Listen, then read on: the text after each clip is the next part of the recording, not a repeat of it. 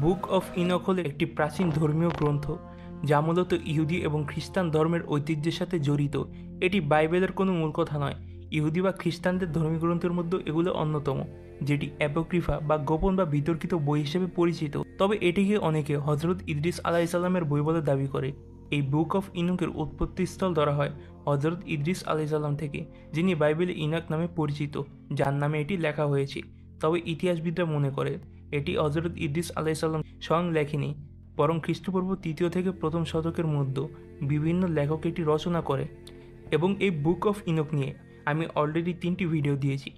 প্রথম 2টি ভিডিও আমি বুক অফ ইনক নিয়ে সম্পূর্ণ তথ্য দিয়েছি, এবং তৃতীয় ভিডিওতে প্রথম পার্টের 1 থেকে 36 অধ্যায়ের বর্ণনা দিয়েছি, যেখানে ফেরেশতা এবং আযাবদের ব্যাপারে উল্লেখিত রয়েছে।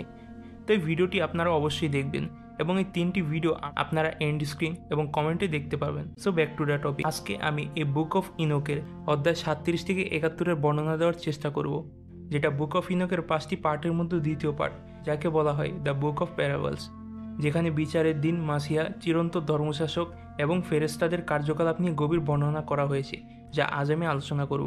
তো চলুন কথা না বাড়িয়ে ভিডিওটি শুরু করা যাক। অধ্যায় 38, মহান বিচারের দিন ও ন্যায়পরায়ণের জয়। ধর্মীয় শাসকদের জন্য একটি আলোকময় সময় আসবে। পাপীরা সেদিন পৃথিবী থেকে নিশ্চিহ্ন হবে। একটি বড় বিচারের সময় আসবে, যেখানে সব মানুষ ঈশ্বরের সামনে দাঁড়াবে। তখন আর অন্যায় থাকবে না, এবং যারা ন্যায় বিচার করত তারা পৃথিবীর উত্তরাধিকার করবে। অধ্যায় 39, স্বর্গীয় দর্শন ও 4 মুখ বিশিষ্ট ফেরেশতা। ইনক বলে, আমি স্বর্গে একটি মহামাম্বিত আওয়াজ দেখেছি, যেখানে এঞ্জেলরা গান গাইছিল। আমি দেখেছি 4 মুখ বিশিষ্ট একদল ফেরেশতা, যারা ওপরওয়ালার দিকে প্রার্থনা করছিল। এরা মানবজাতিকে ওপরওয়ালার সামনে সুপারিশ করে। অধ্যায় 40, 4 ফেরেশতা ও তাদের দায়িত্ব। 4 ফেরেশতা: মাইকেল, মানুষের প্রতি দয়ালু ও করুণাময়; রাফায়েল, রোগমুক্তির ফেরেশতা; গ্যাব্রিয়েল, শক্তি ও ন্যায়ের ফেরেশতা; ফানুয়েল, অনুতাপ ও আশার ফেরেশতা। হ্যাঁ, ইসলামের 4 ফেরেশতাই মূলত এখানে উল্লেখ করা হয়েছে। অধ্যায় 41, আকাশের স্তম্ভ ও বিশ্ব পরিচালনার নিয়ম। আমি দেখলাম আকাশের স্তম্ভ কিভাবে ওপরওয়ালা আদেশে টিকে আছে।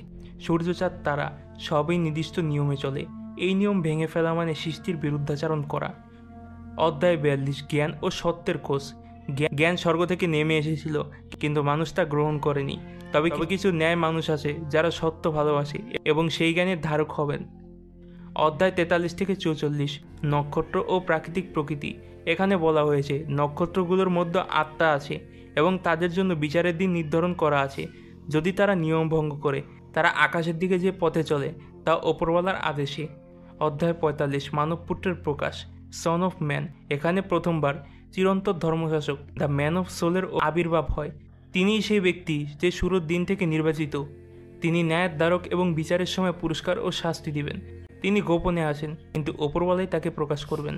অধ্যায় 46, প্রাচীন দিনের ইতিহাস ও মানবপুত্রের মুখোমুখি। আমি দেখলাম এক বৃদ্ধ পুরুষ, যার মাথার চুল সাদা উলার মতো, যে প্রাচীন দিনের। তার পাশে এক যুবক বসেছিল, যিনি হলো মানবপুত্র। তার প্রতি শক্তি, জ্ঞান ও সম্মান দেওয়া হয়েছে। তিনি পাপীদের ধ্বংস করবেন, কিন্তু ধার্মিকদের রক্ষা করবেন। অধ্যায় 47 থেকে 51, বিচারের সময় ও পুনরুত্থান। ধার্মিকদের নাম স্বর্গীয় গ্রন্থে লেখা থাকবে, পাপীদের নাম মুছে ফেলা হবে। মৃতরা জেগে উঠবে, ধার্মিকরা আনন্দে ও পাপীরা শাস্তির জন্য। এই দিনের বিচার দুর্দিনের অবসান ঘটাবে। অধ্যায় 52 থেকে 54, ফেরেশতাদের কারাগার এবং শক্তির পর্বতের প্রতীক। ফেরেশতারা যাদের নিয়ম ভেঙেছে, তারা একটি অগ্নিযুক্ত উপত্যকায় বন্দী থাকবে। পাপের শক্তি এবং লোহা, সীসা, রূপা ও সোনা, সেসব ধ্বংস হয়ে যাবে। এ কেবল মানুষের জন্য নয়, দুষ্ট আত্মাপতিত ও ফেরেশতাদের জন্য। অধ্যায় 55 থেকে 57, শেষ সময় যুদ্ধ। ঈশ্বরের সেনাবাহিনী তৈরি হবে। পাপীরা ও মিথ্যাবাদীরা যুদ্ধ করবে, কিন্তু ওপরওয়ালার শক্তি বিজয় আনবে। আগুন, বজ্রপাত ও প্রাকৃতিক দুর্যোগ দিয়ে পাপীদের ধ্বংস করা হবে। অধ্যায় 58 থেকে 60, মানবপুত্রের প্রশংসা ও পাপীদের বিচার। মানবপুত্র ধর্মিকদের জন্য শান্তি এবং মুক্তির প্রতীক। পাপীরা তাকে প্রত্যাখ্যান করেছিল, তাই এখন তারা ভয় পাবে। ফেরেশতা মাইকেল একটি বিশাল ধ্বংস পাপীদের ওপর আনবেন। অধ্যায় 61 থেকে 63, ঈশ্বরের সিংহাসনে জড়ো হওয়া ও জাতিগুলোর বিচার।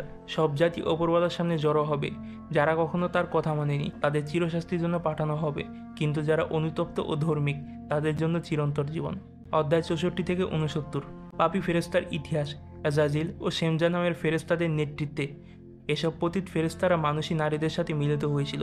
তাদের অপরাধ ও পরিণতি বর্ণিত আজরাইলকে পৃথিবীর গভীরে শৃঙ্খলিত করা হয় জ্ঞান যা মানুষকে শিখিয়েছে, তাই মানুষের জন্য অভিশাপ হয়। অধ্যায় 70 থেকে 71 ইনকের রূপান্তর ও মানবপুত্র হিসেবে স্বীকৃত, যা ওপরওয়ালা ইনককে স্বর্গে তুলে নেয়। তাকে বিশেষরূপে রূপান্তরিত করা হয় যেন সে ওপরওয়ালা সিংহাসনের সামনে থাকতে পারে। সে সেই ওপরওয়ালা জানিয়ে দেয়, তুমিই সেই মানবপুত্র যাকে আমি শুরু থেকেই দ্য বুক অফ ইনকের অংশ দিয়েছি। তো এগুলো হলো দ্য বুক অফ ইনকের 37 থেকে 71 আলোচনা সমূহ, যেখানে ফেরেশতাদের শাস্তি, শেষ দিনের কথা, স্থানে ইনকের ভ্রমণের কথা বলা হয়েছে ও পরিশেষে তাকে মানবপুত্র হিসেবে স্বীকৃত দেওয়া। আর এগুলো সবই সেই রহস্যময় কিতাব বুক অফ ইনকে রয়েছে। তবে এখানে একটি কথা আছে, আপনারা আমার পূর্ববর্তী ভিডিও এবং বুক অফ ইনকের 1 থেকে 36 অধ্যায়ের ব্যাখ্যার ভিডিওটি না দেখলে এই ভিডিওটির কিছুই বুঝতে পারবেন না। তাই এই ভিডিওর প্রথম পার্ট অর্থাৎ অধ্যায় 1 থেকে 36 ব্যাখ্যার ভিডিওটি অবশ্যই দেখবেন। তো গাইস, এই ছিল ভিডিওটি। আর হ্যাঁ, ভিডিওটি শেষ করার আগে আপনাদের কাছে একটি অনুরোধ, please like, comment, share this video and also subscribe my channel. তো দেখা হবে পরবর্তী ভিডিওতে। আজ এ পর্যন্তই, আল্লাহ হাফেজ।